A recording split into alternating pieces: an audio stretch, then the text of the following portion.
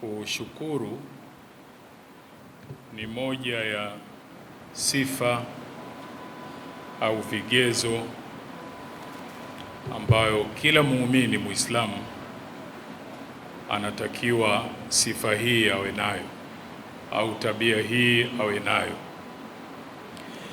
Na kushukuru kunaambatanisha ile hali ya wewe kujua neema za Mwenyezi Mungu alizokupa, na kwa hivyo baada ya kuzijua unamshukuru Mwenyezi Mungu kwa neema hizo. Kwa hivyo utaona kushukuru katika Uislamu inakwenda mbali zaidi kuliko ile kusema asante.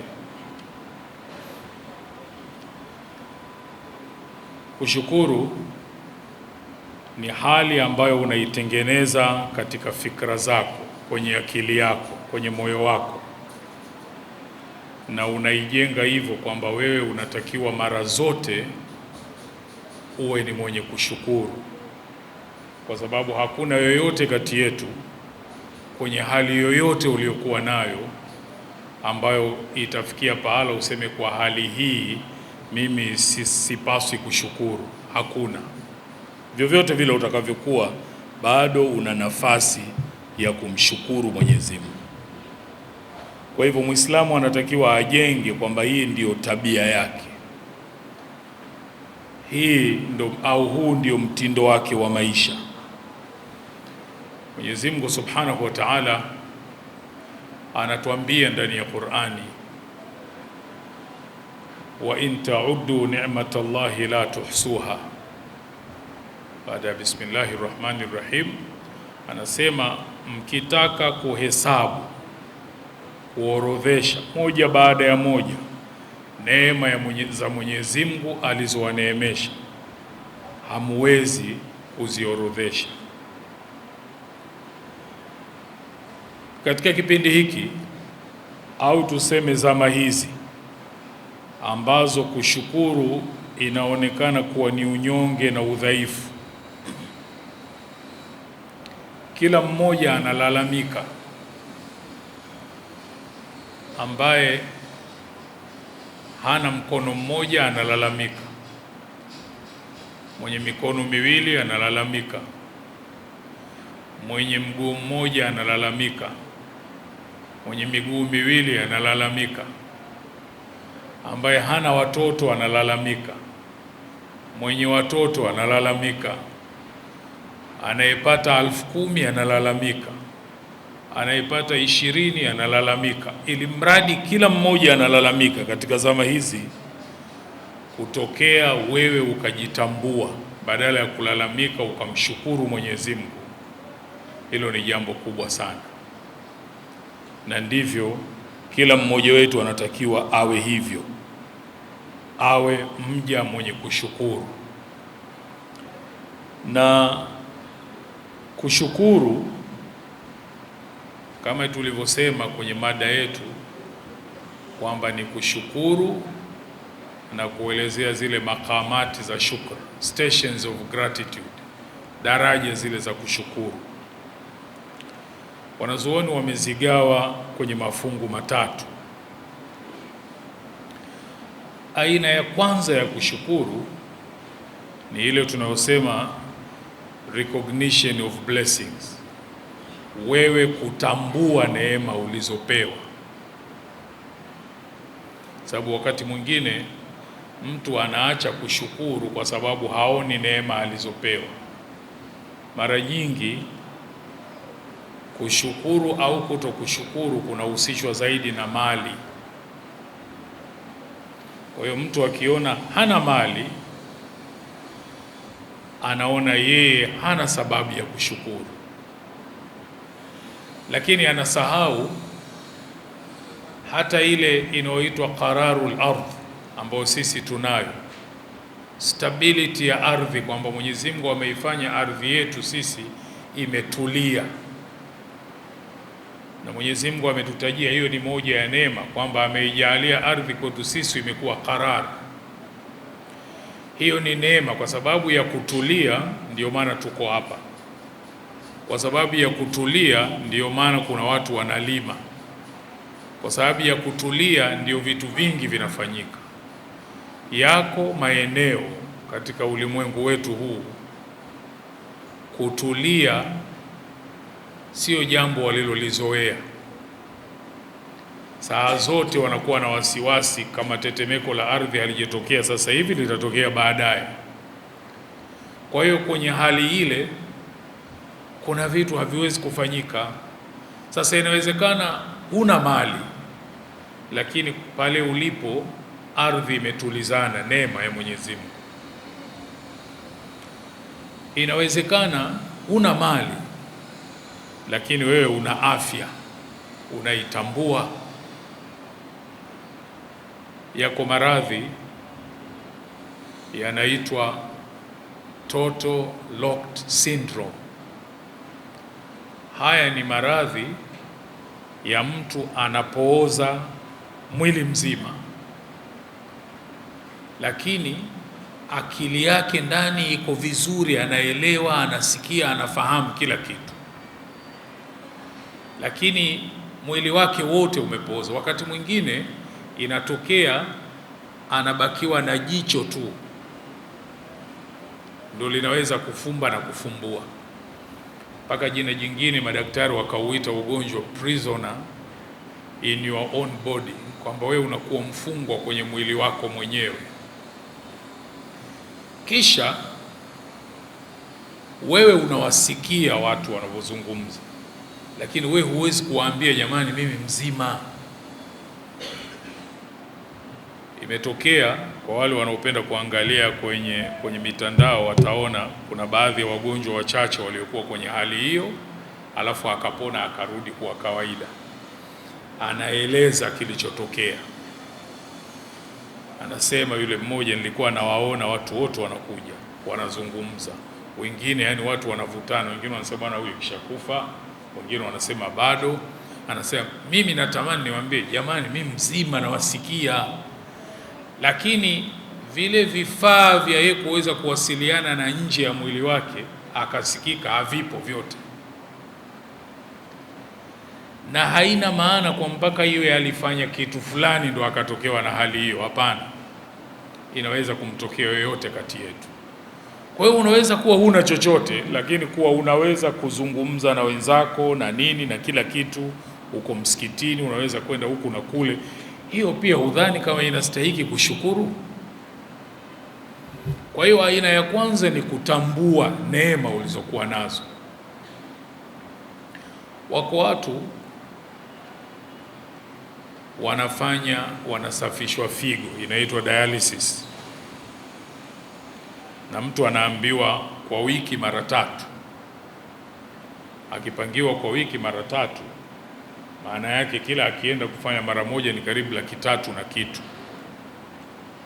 na lazima afanye ili kuondoa sumu mwilini, figo zimekufa. Anatakiwa apate hizo pesa kila wiki karibu milioni. Manake mbali ya hiyo yanayolipa kawaida, anaambia siku na nyingine ya sindano ya nini na nini. Kwa hiyo ukifanya na usafiri anakutoka inakuja karibu milioni kila wiki lazima apate. Na huyu anavyo vyakula maalum ndo anatakiwa ale. Alafu mfikirie huyu ana na familia pia inamtegemea. Ukiyatafakari haya udhani kama unatakiwa kushukuru. Unaweza kuwa huna chochote, lakini hiyo. Kwa hiyo aina ya kwanza katika aina 3 zile za kushukuru ni hii, kukaa ukatambua neema ambazo wewe uko nazo. Ile kutambua tu, kwa sababu kwenye kutambua ndo kuna kuongezewa. Mungu aliposema la in shakartum la azidannakum, mkishukuru mtawaongezea. Sasa wewe ukipata 5 ukishukuru ndo itakuja kuwa 10, lakini ukipata 5 unanung'unika na unalalamika, itaongezwa vipi? Na Mungu anasema mkishukuru ndo nitawaongezea. Wewe unafanya opposite, kwamba wewe badala ya kushukuru unalalamika tu. na kule kulalamika inakuwa kama unamshtaki Mwenyezi Mungu kwa waja wake. Kwa hiyo hii ni aina ya kwanza. Aina ya pili, baada ya ile recognition ya blessings, ndio ile tulioizoea ambayo inaitwa verbal expression, ile alhamdulillah. Kama mtu akisema alhamdulillah anaona kamaliza huyo, lakini anatakiwa ajue kwanza kutambua neema, ya pili ndio hii ya kumshukuru Mwenyezi Mungu kwa kutaja na kwa kusema Bwana namshukuru Mwenyezi Mungu,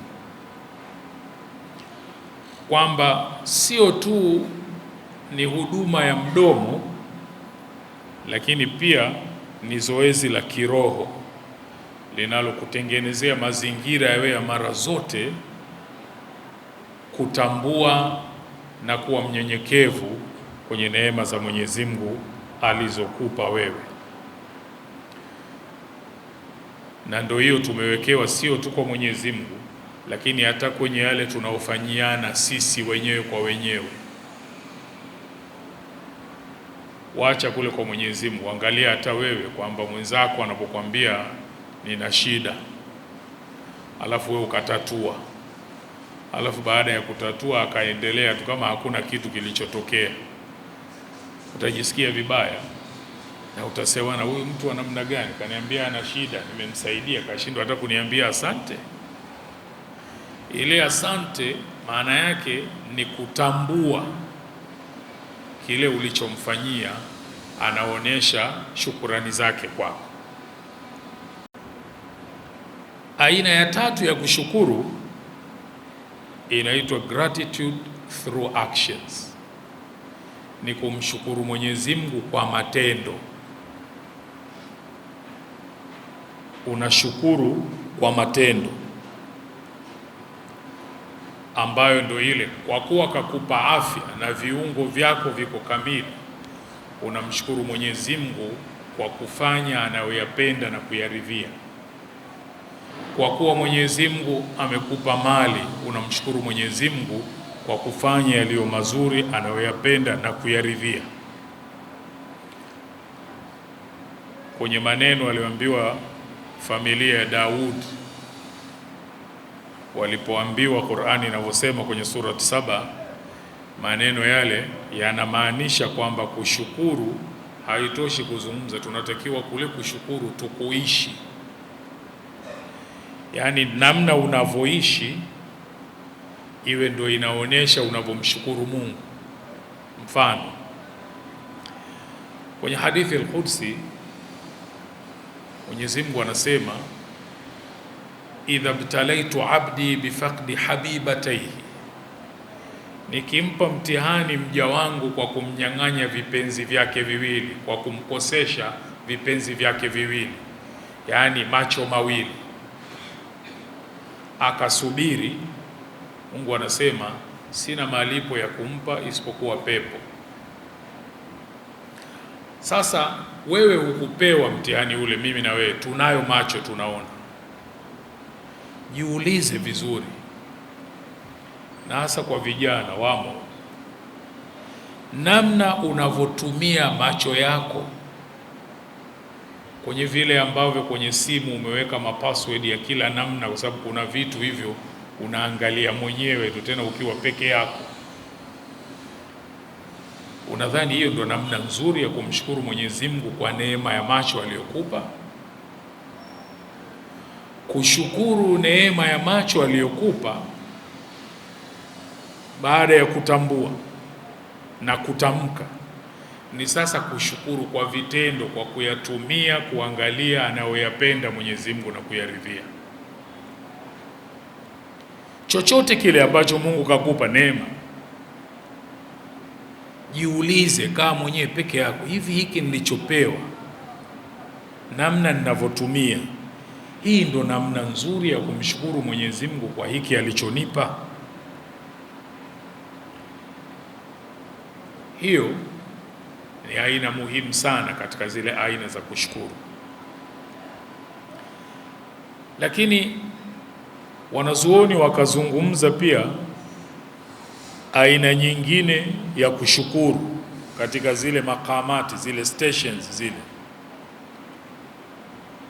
inaitwa gratitude in adversity, kushukuru na kubaki kuwa mja mwenye kumshukuru Mwenyezi Mungu wakati wa matatizo, wakati umepewa mtihani, bado ukabaki kuwa ni mja mwenye kushukuru, kwa sababu mtihani wowote uliokuwa nao leo haukuanza tu ukawa nao, kuna wakati haukuwepo. Kama ni kukosa kazi, kuna wakati ulikuwa na kazi wewe. Kama ni biashara, kuna wakati ulikuwa nayo na ilikuwa inaenda vizuri. Sasa hivi ndo mambo yametikisika. Unatakiwa ubaki kushukuru na ukiamini yule aliyokupa muda mzuri kwenye hilo jambo ndio huyo anaweza kukupa tena. Kwa hiyo hakuna rumi ya kukata tamaa na hakuna rumi ya kunung'unika. Bado unatakiwa ubaki wa wewe ni mja mwenye kushukuru. Na ndio yale maneno ya Bwana Mtume sallallahu alaihi wasallam aliposema ajabu iliyoje kwa mambo ya muumini. Muumini kila jambo lake kwake ni kheri. Akipatwa na jambo linalomfurahisha anamshukuru Mungu, na kwenye kushukuru ni kheri. Akipata lisilomfurahisha anasubiri, na kwenye kusubiri ni kheri. Kwa hiyo kushukuru mambo yanapobadilika ni aina nyingine ya shukrani na ni daraja iliyo ya juu. Sisi tuyatambue haya, tujue nafasi ya shukrani katika maisha yetu na namna tunavyotakiwa tuwe, tutofautiane na wengine. Tusiwe saa zote tunalalamika tu. Tuangalie na tutambue neema tulizopewa. Ndio maana nimesema hali yoyote uliyokuwa nayo bado unatakiwa umshukuru Mungu. Watu wema wale walikuwa mpaka kwenye misukosuko na kwenye matatizo bado wanashukuru, kwa sababu wanasema chochote kilichokupata unatakiwa umshukuru Mungu, kwa sababu ingeweza kuwa mbaya zaidi ya hivyo. Kama ni kidole umepoteza, ingeweza kuwa kiganja, unatakiwa ushukuru. Kama ni mkono, ingeweza kuwa mikono miwili, bado unatakiwa ushukuru. Kama ni mikono miwili, ingeweza kuwa na miguu pia, unatakiwa ushukuru. Kwa vyovyote ulivyo, chochote unachokiona wewe ndio unastahili kulalamika sana, bado kuna nafasi ya kushukuru, kwa sababu ingeweza kuwa mbaya zaidi. Kama ni dunia yako, unatakiwa ushukuru, kwa sababu ingeweza kuwa kwenye akhera yako. Kwa hiyo almuhimu, vyovyote unavyokuwa, bado unatakiwa uendelee kushukuru. Aina nyingine, daraja nyingine ya kushukuru tunasema ni integration into character. Ile tabia ya kushukuru kuingiza ndani, ile sifa ya kushukuru, hali ya kushukuru kufanya ndo tabia yako. Hiyo wanazuoni wanasema watu wanapofikia daraja hiyo, inakuwa kule kushukuru uweze kukutenganisha na imani yake. Huyu mtu hawezi kutikiswa na chochote, bado atabaki kwamba yeye ni mja mwenye kumshukuru Mwenyezi Mungu kwa vile alivyo. Nilisema mwanzo, mara nyingi kushukuru tunakuhusisha na mali na kipato, tunasahau vitu vingine. Mungu aliposema mkihesabu, mkitaka kuorodhesha neema, hamwezi kuzihesabu mkaziweza zote. Angalia neema ya jicho, ile ya kufumba na kufumbua, blinking wanaita Kiingereza. Moja ya neema ambazo ni kubwa sana na zina faida sana kwetu sisi, lakini tunaichukulia kawaida tu, ni hiyo kufumba na kufumbua jicho. kule kufumba na kufumbua jicho kunafanya kazi kama ile wiper ya gari. Mungu ameweka kazi yake ni hiyo, inaondosha chochote kibaya katika jicho, inasafisha. Kwa hiyo chochote kile kinachoingia pale kwenye jicho kutaka kufanya kisichofaa, ile kufumba na kufumbua kazi yake ndo kusafisha na kulinda. Kwa kawaida kabisa, mtu ana blink hiyo, anafumba na kufumbua mara 15 mpaka 20 katika kila dakika, katika kila sekunde 60. Lakini kwenye haya maradhi yetu ya siku hizi ya kompyuta, TV, simu, watu wamefanya tafiti, inaonekana mtu kwenye hiyo dakika anafanya hivyo mara 5 mpaka 7 akiwa yuko pale hivi anaangalia. Ukiangalia hicho ni kitu tunafanya kila siku na unaona ni kawaida tu, lakini wako watu wana matatizo, maradhi yao ni hiyo blinking, kwamba wengine huko mpaka walikuwa lazima anawekewa kama plasta huko ili hizi kope zake au nani ziweze kuinuka, vinginevyo zinafumba tu moja kwa moja. Na unaona kawaida, yani katika vitu unavyotaka kushukuru, hiyo haimo kabisa. Na kingine ambacho ni kawaida ni machozi. Haikupitii kwenye akili yako kwamba ile kuwa unayo machozi ni neema, unatakiwa ushukuru. Unaona ni kawaida tu. Lakini wako watu ukiwauliza madaktari, wako watu maradhi yao ni kwamba hapati machozi, na kwa sababu ya kutopata machozi, jicho linapokuwa kavu, hiyo ni shida na ni tatizo kubwa. Kwa hiyo analazimika kupewa machozi bandia, awe anayatumia kwa ajili ya jicho lake. Na wewe unayo tu, tena wakati mwingine ukitaka ndugu yako akuhurumie, akusaidie kwenye jambo, unaweza hata kuyaleta pale unapoyataka na yakaja tu, na unaona ni kawaida. Na machozi yenyewe pia wataalamu wamegundua yako namna 3. Yale yanayotokea wakati wa kulia pale unapokuwa na huzuni, yale ni tofauti na yana faida yake, na mengine na mengine na mengine. Sio darasa yetu hapa ya kuzungumza, lakini nimetaka kugusia uone Mungu anaposema wa in ta'uddu ni'matallahi la tuhsuha. Mkitaka kuorodhesha neema hamwezi kuorodhesha, ni nyingi mno. Kwa hiyo tunachotakiwa tumshukuru Mwenyezi Mungu vyovyote utakavyokuwa. Uelewe kushukuru kwanza ni kutambua neema ambazo Mwenyezi Mungu amekupa, uzitambue. Pili, uweke wazi ile shukrani, ili baada ya kutambua kwa kusema na mshukuru Mwenyezi Mungu kwa neema hizi. 3, sasa ushukuru kwa viungo vyako, kwa kuvitumia katika namna nzuri anaoipenda Mwenyezi Mungu na kuiridhia.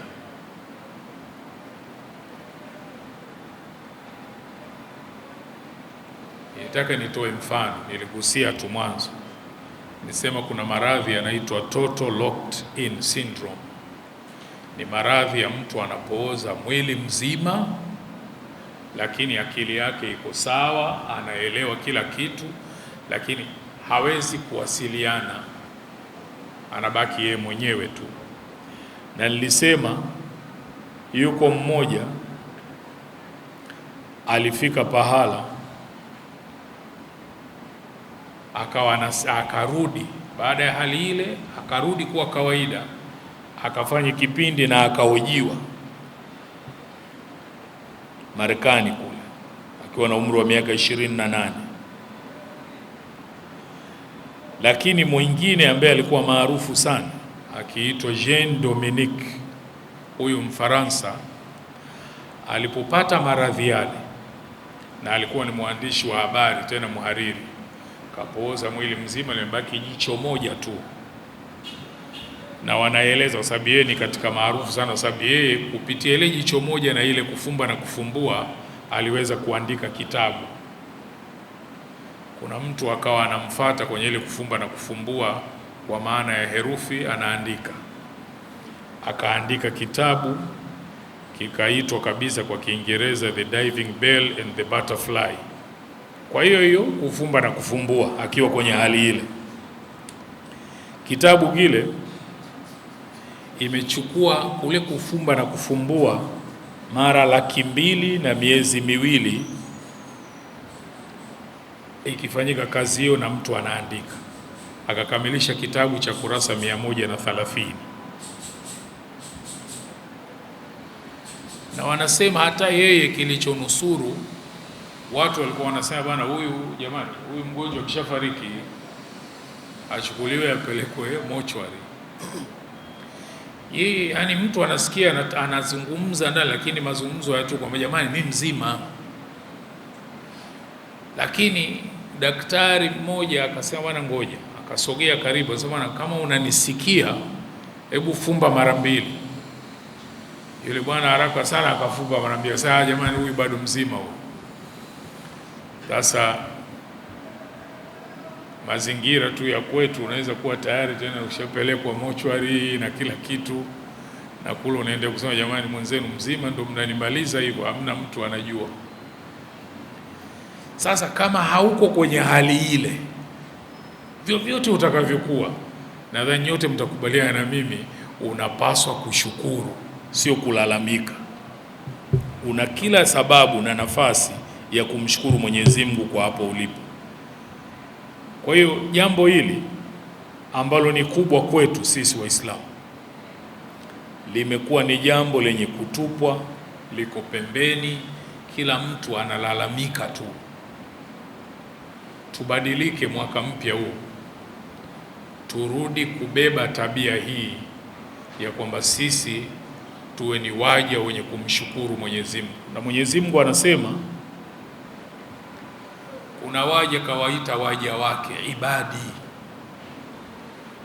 Kwenye hao waja wake, ukitaka kuona jambo hilo shukrani lilivyo, akasema wa qalilu min ibadi ya shakur, hata hao ni wachache mno wenye kushukuru. Sasa mmoja alisema, anaomba dua, anasema Allahumma ja'alni min alqalil, Mwenyezi Mungu nijalie mimi katika hao qalil. Akaulizwa una maana gani? Sasa Mwenyezi Mungu amesema wa qalilu min ibadi ya shakur, kwa hiyo ndo namuomba Mungu mimi niwe katika hao waja wachache ambao wanamshukuru. Kwa hiyo na sisi tumuombe Mwenyezi Mungu atujalie tu ni waja wenye kumshukuru Mwenyezi Mungu. Vyovyote vile ulivyo, narudia tena, una kila sababu ya kushukuru, kwa sababu bado unazo neema za Mwenyezi Mungu ambazo kwa neema hizo unapaswa kushukuru. Mwenyezi Mungu atujalie kila la kheri, atuwafikishe kwenye mwaka huu mpya, tuuendee katika namna nzuri anayoipenda na kuiridhia, na moja ya namna nzuri ni hii, kuwa waja wenye kumshukuru Mwenyezi Mungu Subhanahu wa Ta'ala. Wassalamu alaikum warahmatullahi wabarakatuh.